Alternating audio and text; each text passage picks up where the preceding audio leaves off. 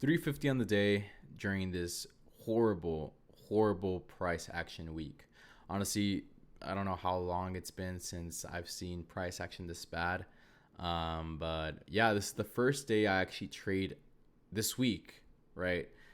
And man, like I'm just grateful I was able to walk out with a win because like I was speaking to some of my friends and they're like, no, like I took a very fat loss and I don't know what. I'm like, oh, well, we all see the market differently. But anyways, I'm very grateful for what I was able to take out from this market because it's very difficult to deal with right now. But anyways, all things aside, let's hop into the trade. Wait, what the frick? My thing is like acting up. Hold up. There we go. All right, so let's hop into the trade. So coming into the morning, I did have a very, very bullish bias. The reason why is because overnight we disrespected this 4-hour inverse fair value gap, created this 4-hour PD array, continued having very strong bullish order flow. And if we go on the 1-hour time frame, you're going to see the same thing. We did have a 1-hour fair value gap right here, which was respected. And we continued having bullish order flow. And then we did create this 1-hour fair value gap right here. The reason why is because if you guys don't know, we did have NFP this morning. And it created this huge wick to the upside, creating also a 15-minute fair value gap, right? So this gave me extremely, it was a very high indication of us being bullish and targeting buy side liquidity and previous day high. So those were the two targets for today. And yeah, let's get into it. So my game plan for today was targeting those two areas, and my entry would be from a 15-minute fair value gap or a 5-minute fair value gap. Ultimately trying to target these two areas, and let's get into that. So market opened, we opened higher, and we did create a 5-minute fair value gap. And what I was expecting price to do is for price to tap into this 5-minute fair value gap, for me to find an inversion off that and be able to move higher and target buy side liquidity. And that's exactly what happened. So price tapped into this 5-minute fair value gap, which in hindsight, now that I'm actually looking at it, we did close below. So that wouldn't have been a valid entry.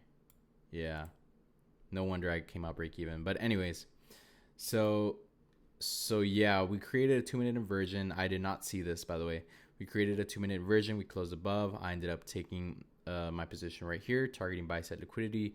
Price displaced higher. However, we didn't. It edged my TP just by about 10 ticks or 10 points. And yeah, I didn't see any more displacement higher. And then I saw that we had created a 5-minute CISD and a 5-minute order block on the 5-minute time frame. So I was like, you know what? Let's just move this break even and move forward.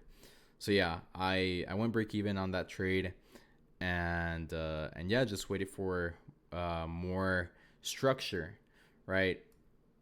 And turns out a couple minutes or like about 10 15 minutes later, we did hold this 5-minute CISD. We also had inverted a 5-minute fair value gap that we had created right here. We had inverted that, so it gave me a very strong confirmation to go that we were going to displace lower. But since it was against my my bias, I decided to just take a quick 1-to-1, targeting towards this 15-minute fair value gap. So my confluences for this trade was we had disrespected this 5-minute fair value gap. We also had held a 5-minute CISD, a 5-minute order block as well right here. And yeah, I took profits somewhere down here for a quick 1-to-3 or 1-to-1. I think it was 1-to-1, but I just don't remember where exactly I closed.